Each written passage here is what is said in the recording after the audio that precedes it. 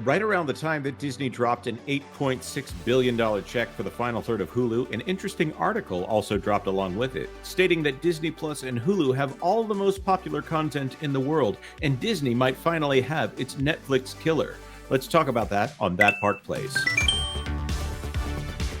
I'm Jonas J. Campbell, an investigative reporter for That Part Place, and maybe even the first name you think of when it comes to analysis of Hulu, the little streamer that could. In the never-ending saga of Disney acquiring things, absorbing them, and then figuring out how to incorporate them into what they have that may not be working, Hulu's financial success and Disney Plus's penchant for creating shows that the audience can't help but talk about will be combined. But will it just be the average of the two, or will it be more than the sum of its parts? Let's get into it. Something that I hope will hit a little closer to home for everybody here. I wanted to talk about Hulu. Now, I had a little bit of a rant on That Part Place here, and I got to continue that rant on the Pro Show in its new time on Tuesdays at noon. Apparently, Pro likes it when I talk Hulu. I did write several term papers on Hulu as a streaming company and the potential of Disney Plus. It seems like some of that potentiality is going to be used to cover up the fact that Disney Plus is a giant failure. That is an opinion, but at the same time, I think that I'm correct. I know you're correct. 100%. Thank you very much. There's someone very specific out there that absolutely hates it when I comment on Hulu, and I've actually had some additional information on this that we'll cover from a very highly placed source on what's going on with the merger between Hulu and Disney Plus. I'm going to be very careful. I can't share all that I know right now, but it looks like Disney Plus and Hulu combined own most of the popular titles in the United States.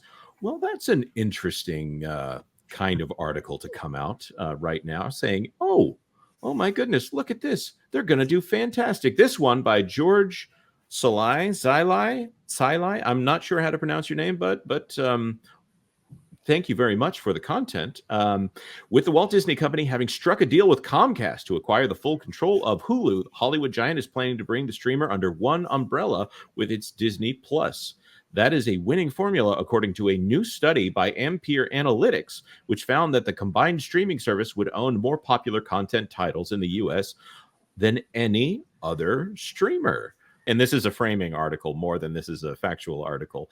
I would also rank it in terms, it would also rank second in terms of programming catalog size. Behind Amazon Prime Video, but ahead of Netflix, the research firm said Monday. Combined, the Disney Plus Hulu app will offer more than 9,000 distinct movies and TV seasons. Ampere's latest title-level analysis of the content offer suggests.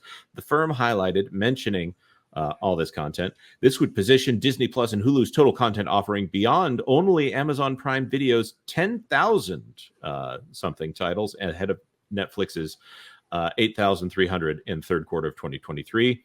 I hate dead air here. I'm just going to go ahead and pull this back. They're basing this off of social media reach, which is what people talk about more than what people watch. As we've seen from the Nielsen figures over and over and over again, Hulu gets solid figures in there. We can see from the SEC filings that Hulu makes about $12.50 per user. Why do they make $12.50 per user?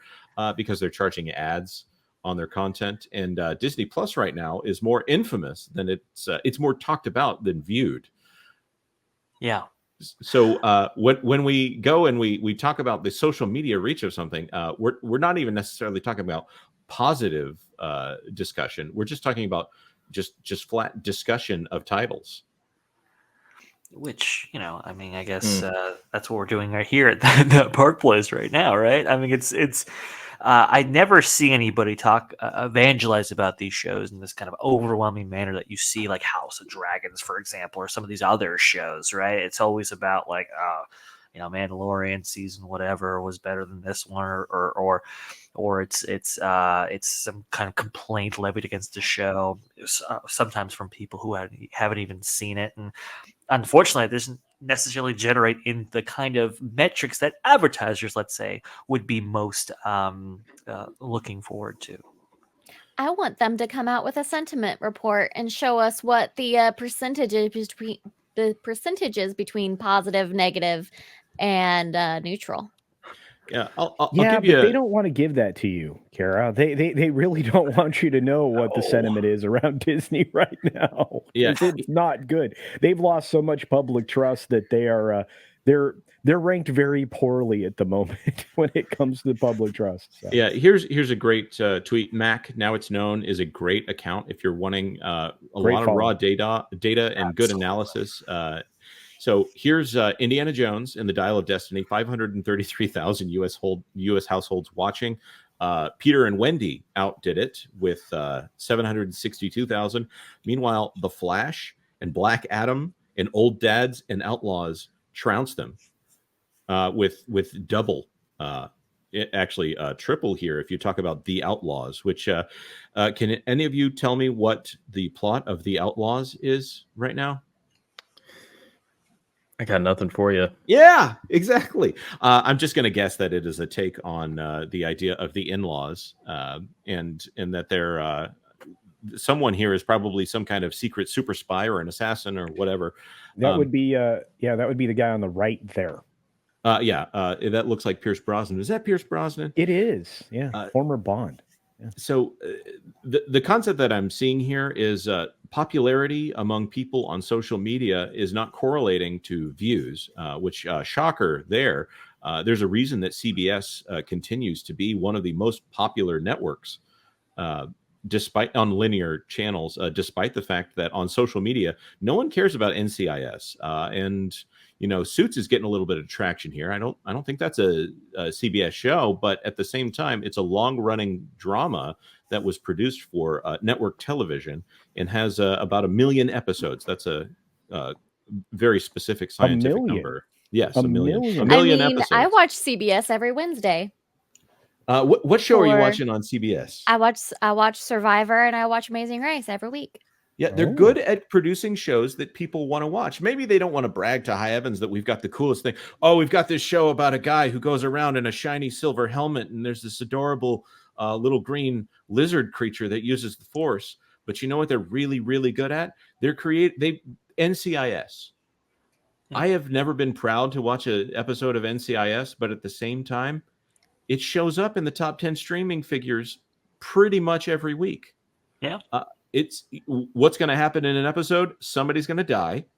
And then the NCIS crew, which they're all very predictable and very easy to read. You got your curmudgeonly guy who's in charge of everybody. You got your IT person who's a little quirky. You've got your reliable nerdy and one more masculine investigator that goes out. And guess what? By the end of it, they're going to figure out who murdered somebody. That is pretty much every episode of NC. Oh, I forgot. There's the older character who is also kind of quirky and is wise. Every single episode of this show is pretty much the same thing. Meanwhile, Disney is over here spending $200 million per show, and therefore $25 million per episode of Ahsoka and Loki. And it's a hit or a miss. Maybe we talk about it, but most of the discussion seems to be: is it good? Is it bad?